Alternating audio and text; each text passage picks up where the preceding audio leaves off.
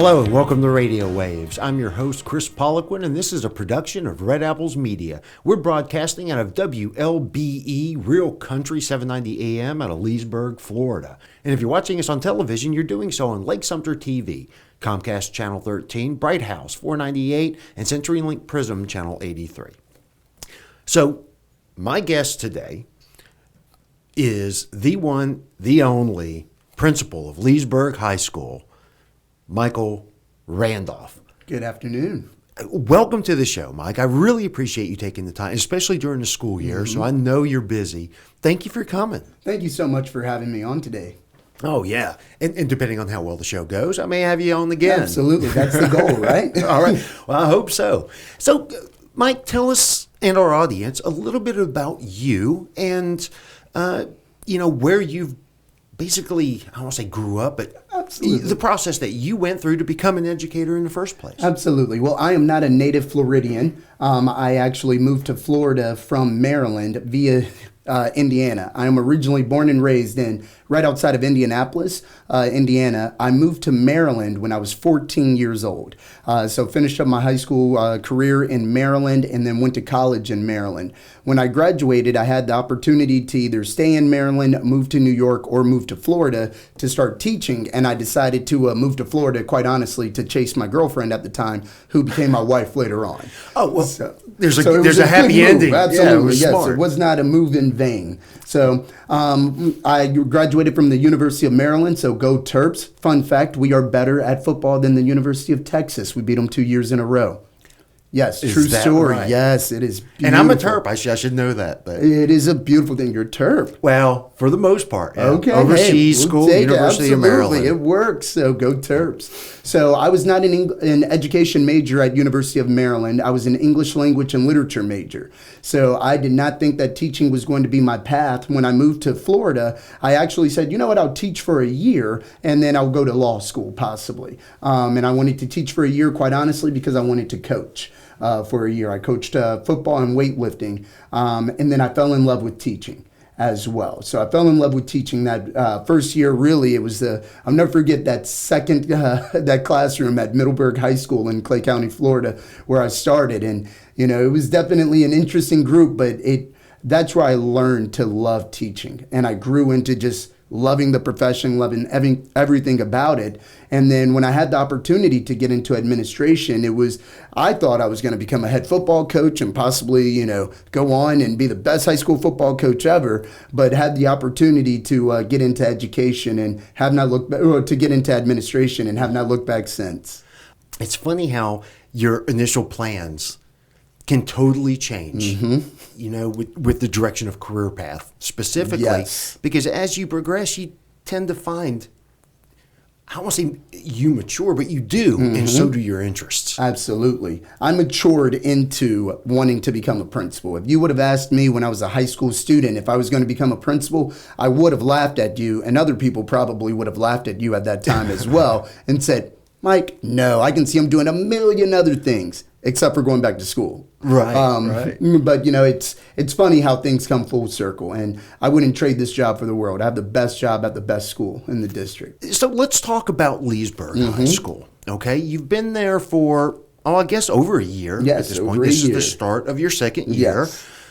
And I know that there's been a lot of challenges you faced, a lot of challenges that you're going to face, and we'll touch base on that. But can you let our audience know your perception of, your experience upon arriving at Leesburg High School? Absolutely. First and foremost, the community of Leesburg has been amazing and has truly embraced me as one of their own.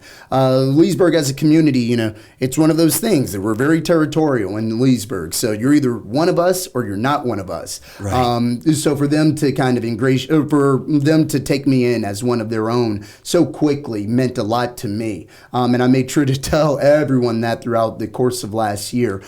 I know when I came into Leesburg, perception was one of our biggest issues. The perception of Leesburg High School was very negative when I came there. However, that was not the reality. My job last year was first partly to change that perception and really just correct people's ideas of what Leesburg was. We had done some self-inflicting wounds ourselves. However, we just needed to spread the positive message of what Leesburg High School was and what we're becoming as well. I think we did a lot of that last year. And again, our students are amazing. They're not doing anything differently. We're just simply spreading the positivity a lot more than what we've done in the past. But it did seem like Leesburg was struggling for rep. Absolutely. And that's one thing that we really try to emphasize to our students, to our faculty, to our staff, and to our community is that we do want that culture to change. Because when we talk about the vibe of a school, that's all culture. So the moment you walk into our school, you feel something different. The moment, not just when you walk in, the moment you pull up on campus. And that's where it started for me. The Really? aesthetics. Oh, absolutely. The aesthetics. You have to create an environment that students want to go to be successful. If it's trashy, if the entranceways haven't been pressure washed, the yard hasn't been manicured, different things like that, students notice. So we took the time right away to do pressure washing, to do landscaping, to do mulching, to do painting, just to create an environment for our students. And that was last year. This past summer, we started a whole Pride initiative where we really emphasized, new banners, new signs all around campus. We're very fortunate at Leesburg to have a ton of history on our side with a building that was built in 1927.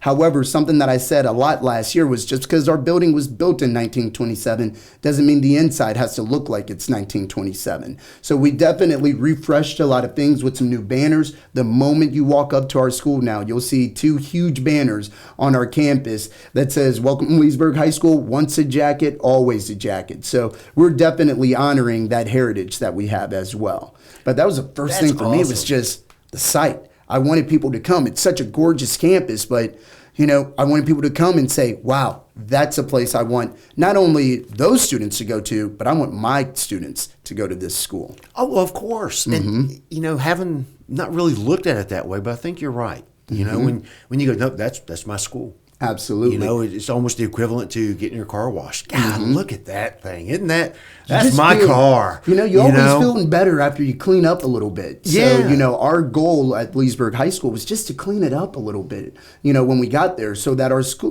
students didn't walk into the hallways and see trash or anything. That's a big thing for me. I know that our custodians we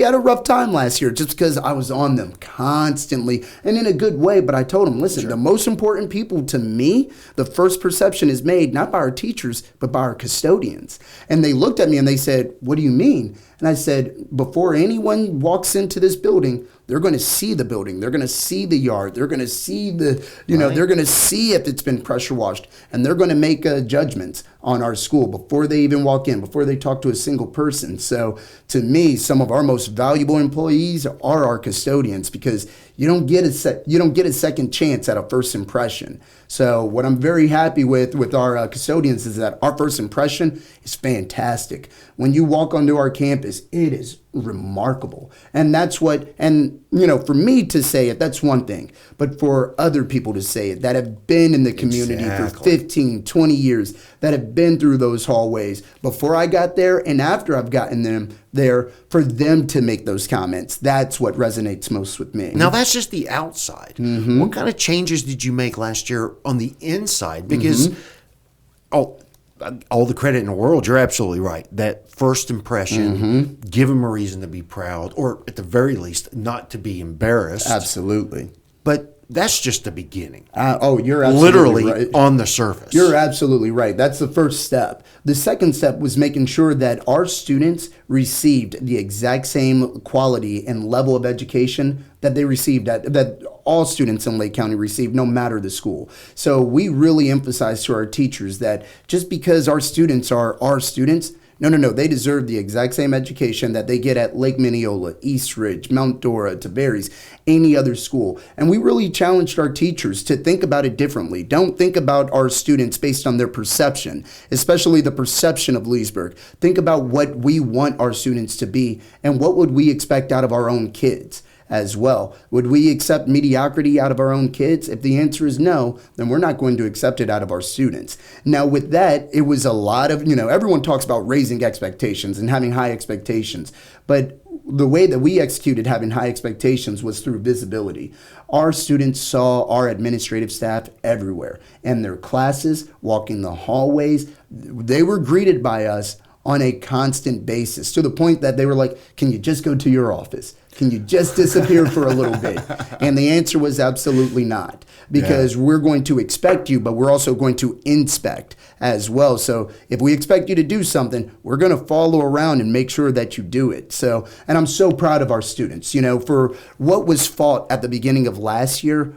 It was not fought at the beginning of this year, because it was just how we do things. For example, tardy sweeps are huge. That was something that we really emphasized last year. What's this now? Tardy sweeps, when our students have 6 minutes to get to class. When the bell rings, we shut our doors and we make an announcement. All students go to the media center or to the cafeteria, because you're going to receive a consequence for being late. Our students are starting to understand that that's going to happen every day. If it was up to me, it would happen every day, every single period, because I expect you to be in class every single day. And that's something that we expected. But when you talk to the public and when you talk to other people looking from the outside in, the perception was those students are never in class. They're just roaming campus.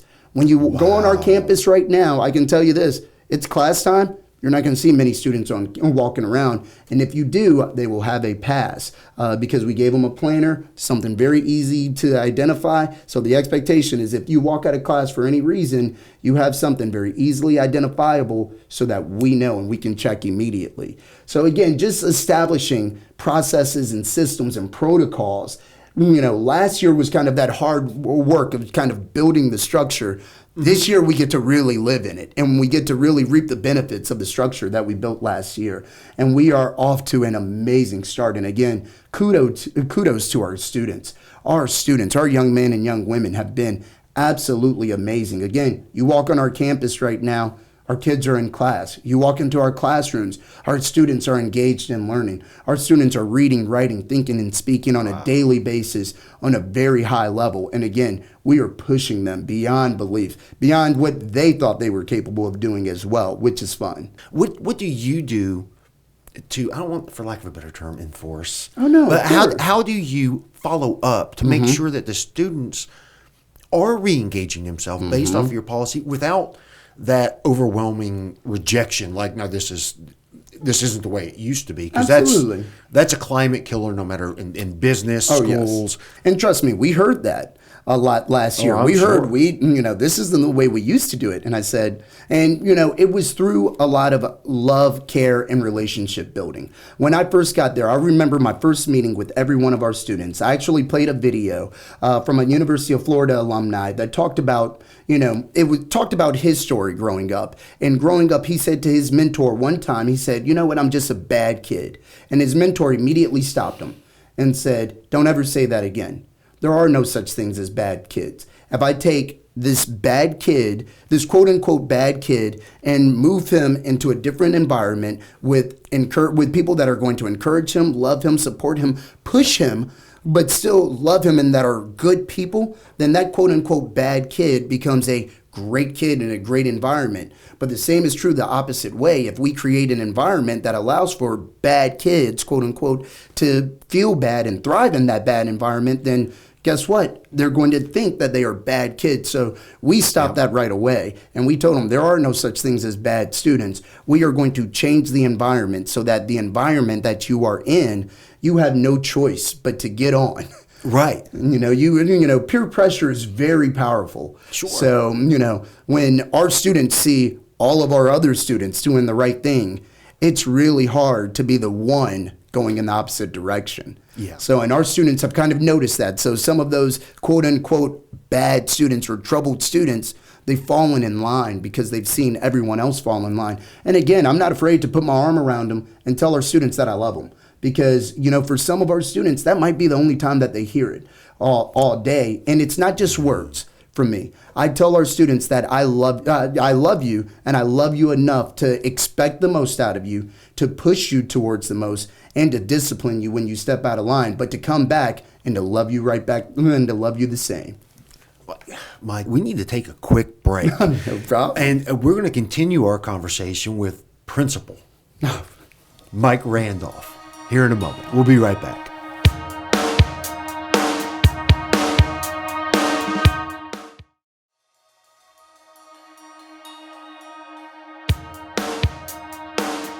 Hello, welcome back to Radio Waves. Again, I'm your host, Chris Poliquin, and this is a production of Red Apples Media. Before the break, we were speaking with Principal Mike Randolph from Leesburg High School. And during the break, he and I spoke about something that I wasn't really planning on talking about, but I would really like to bring it up on air because I feel very strongly about this. And what we were talking about was testing and some of the views and opinions that the students have on testing. And Mike, what say you? Absolutely. I've shared with our students that, our students will talk about the amount that they're tested and the state testing and, oh my goodness, we don't want that. It's too much and you guys don't understand because you didn't have to do it in your day. But then I tell our students, I say that may work with other people. It does not work with me. As a high school graduate from 2004, I am a product of this testing. Now, I'm not a product of FCAT per se or the Florida testing, but in Maryland, we had the Maryland State Assessments, 3 parts that I had to take my sophomore year and my junior year. That was a graduation requirement, the same way that FSA is. So, I tell our students to look at testing differently. It's not an opportunity to kind of put you down, but it's an opportunity for you to really kind of show off and show what you know as well. And I equate it to football because I draw everything back to coaching. For a football team, we have 10 tests every single Friday that are very public and everyone knows our results down to, we even put our results in the newspaper with the individual scores as well. Why can't we do that for just learning, for teaching and learning as well? So, our students, I think we're trying to shift the mindset of testing's not a negative thing. Don't be afraid of testing. Testing's a good thing because it'll let us know where we are and what we need to do to move forward as well. So our students are embracing that. And again, I think you can kind of see it with some of our results that our students aren't necessarily afraid of the test the way that they've been in the past. And again, that is mental attitude towards anything. And it's how you perceive it. Testing, there's no other way. And this is what I used to tell my son. All we do is get tests and quizzes. It's like, well, son, they're there to teach you. Yeah, but I don't learn anything from tests. No, they do. Because if you're not getting it, they need to know. It's their job to give you extra instruction if need be. And I'm really big on the process. So testing is just a part of the learning process. It's not the end process. No. It's not the end of the process. It's a facet of the process. So once we test, we take those results immediately, and then we use that to inform our instruction. Okay, these students missed this area, so this is something that I can go back with them on. However, these students excelled. Let's push them further. And again, that's something that I feel like we were lacking. We weren't pushing our students as far as they could be pushed. Now we've created an avenue that we're going to remediate our students, but for those students that are excelling, we're going to continue to push them to newer heights. You spoke briefly, or you brought up results. Yes. Mike, can we talk about the results just from last year? Absolutely. Before I talk about our results, I want to talk about our vision statement for this year because it's going to go hand in hand with our results. Absolutely. Our vision statement for this year is through our collective belief, skill, and will, each Leesburg High School student will graduate with the skills necessary for success in either college or university, a career, or the military. So I spoke about that vision to our students very clearly that vision is not grounded in myth or because I'm paid to have a vision, right? That vision is grounded on results and our students' results from last year. So the fact that our students improved in English 9, in Algebra 1, in Geometry, in U.S. History, stayed stagnant but did not dip in Biology and English 10, that's huge. The fact that our graduation rate is going up, I inherited a 67% graduation rate. I am so proud of our seniors that entered our school last year. Of the 326 seniors that walked through the doors at Leesburg High School last year, 85% of them walked across the stage with a standard diploma. So I tell our students that the moment you walk through these doors, the expectation is that you graduate in 4 years as well. So again, talking about our results, not only did we improve in those areas, but we led the district in Algebra 1 proficiency. And that was the first time that Leesburg High School had led the district in a state assessed category in our school history. Since, all of the data from FCAT and FSA has been released. So again, just very proud of our students, but I did inform our students that the best thing, but the worst thing that they've done was show us that they can do it at this high level. Because now the expectations, again, are not grounded in what we think you can do. It's grounded in what you've done. Yeah. And again, I'm so proud of our students because they've really achieved that. If you walk our classes right now, I'll put our instruction on board with any other school in the district, ranging from our remedial classes to our AP and ACE level classes. I'll take our instruction hands down over what we're seeing other places. Because I'm proud of our teachers and I'm proud of the work that they're putting in. Again, now I know you have more work that you want to be able to get done. We're not there yet, and we are very intentional about talking about the fact that we're not there. And my biggest fear going forward is that when you have success, I don't want us to get complacent. So we've talked about that, is that, the biggest fear of success is success, because right now, it's, oh, well, we've done it, so we have this. Right. No. We need to work just as hard as we did last year, if not harder, so that our goal is to have the same type of success that we did last year, this year, and move the school that much again. But every 4 years, oh yes, is a whole new set of students. I mean, from start to finish, completely new. So you can't get complacent. Absolutely. Because your successes have already walked out the door. Exactly. You're starting over every year. That's pretty profound. And, talking about starting over, I do want to make sure to mention about some of our new programs that we have on board. Please. With some of our students that are coming into those programs. Most importantly, the Cambridge ACE program, which stands for Advanced International Certificate of Education. We have 63 freshmen that are starting in the Cambridge ACE program, and they are seeking to be the first students in Lake County to graduate with a international diploma on top of their standard high school diploma too. I will tell you that our students have done a phenomenal job so far in that program. This is the first time that our freshmen are walking into 5 honors level courses at one time. I mean, they are. And is that a part of that program? That is a part of the program. So right now, this year, they are taking pre-Cambridge ACE courses. So they will not be assessed at the end of the year on the Cambridge curriculum. They will start their Cambridge assessments next year. But once they pass their Cambridge assessments, they will earn college credit alongside their high school credit too. Wow. Now, I've never heard of this program before. Is this becoming more and more predominant for schools? It is becoming more predominant in Central Florida. I actually came from a Cambridge ACE school that I ran in Jacksonville. So I ran the Cambridge ACE program. So when I came to Leesburg, and it was, let's find something that would make us unique and would make us a destination school within the district, I looked around and thought, there's there's no one else has an international program or international curriculum that they're offering their students in Lake County. That's where I see our niche being. So I would like to thank Educational Foundation that were huge supporters of this program and really supported the launch of this program. And again, I'm so proud of the 63 students that have taken that journey towards an international diploma this year. Oh, absolutely. And just the courage to be able to say, yes, I want to do that. Because again, it's just starting their freshman year. Oh, yes. That's an end result. That's a commitment they're making today for the next 3-4 years. And it's a culture. And we talk about that cultural shift and that mind shift. For our students coming from Oak Park or Carver, again, they're walking into a situation where now we're pushing them with 5 honors level classes. Oh, by the way, with a new international curriculum as well. So, and they were not afraid of it. And what I'm most proud about is these are all Leesburg area students. Our students, we did not go out and recruit from anywhere. We wanted this program to be something special and unique for our students in the Leesburg feeder pattern.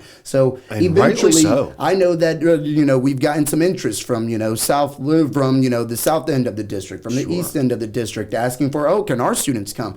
Next year they will be able to come, but this year this was our baby, just for Leesburg, just for our Leesburg feeder pattern, and that was intentional. Because I wanted it to be just ours. Of course. And why not? Nothing against with sharing the wealth. Again, because the kids are kids. Absolutely. Right? Especially in your profession, that's your mentoring and growing young adults into adults. Absolutely. So what challenges What are your goals for the future, and what Absolutely. challenges do you foresee that you're going to have to jump over, swim across, etc.? Absolutely. Our goal, our goals for the future is just to continue building on the positive perception that we're starting to develop for our school. Again, we want that pride to really come back to Leesburg High School, and that starts with the perception of our school. So we are very conscious of that and aware of that perception. And we talk about it a lot with our students too, that their behavior and their actions drive our perception. So that's one, just making sure that we maintain a positive perception. Two, continuing to just challenge our students, our teachers, and our community to think bigger.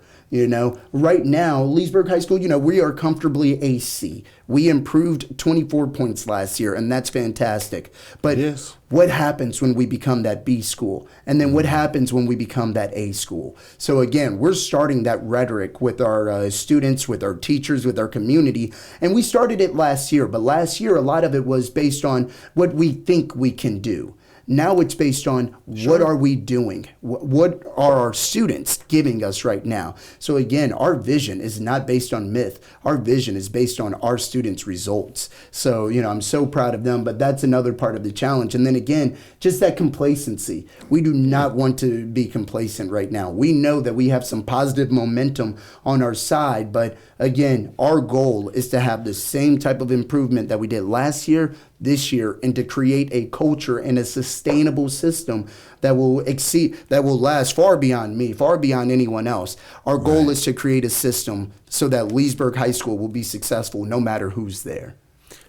That's awesome. It really is. And again, you use the term, you've got the momentum now.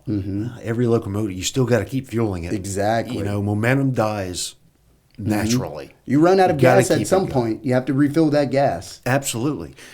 Is there anything that you would ask of the public to maybe help support Leesburg or even their own schools? Absolutely. And this isn't just for Leesburg High School or for the Leesburg feeder pattern, but for any school or any parent. Please stay involved in your son or daughter's educational career. I'm very blessed to have two daughters myself. My daughter is a second grader at Grassy Lake, and we are very involved in her academic progress. And it starts that early. So please stay involved, get involved. This month is Attendance Awareness Month as well. So, I encourage all parents to have conversations with their students about making sure to arrive to school on time, staying for the entire day, and getting to all of your classes on time as well. And I want to personally challenge any student that's listening, or you shouldn't be listening, students, because you're in class, but when you listen later, when you listen later, strive to have perfect attendance for the month of September as well, because if we can begin creating habits, those habits become routine, and routine becomes ingrained into our culture as well. So if you can begin just challenging yourself to have that perfect attendance, arrive to school on time, get to every single class on time, that'll make everybody in the school district happy, and it'll make you happier as well as students, because again, it's hard to catch up. I tell students all the time, do you love English 1 enough that you want to do it twice? And make sure to pass it the first time. All right. Well, Michael, that's all the time we have. I want to thank you so much for taking the time and coming out onto the show. I'll give you the last bit. Absolutely. Go Jackets. There you go. Thank you so much for watching. We'll see you next time.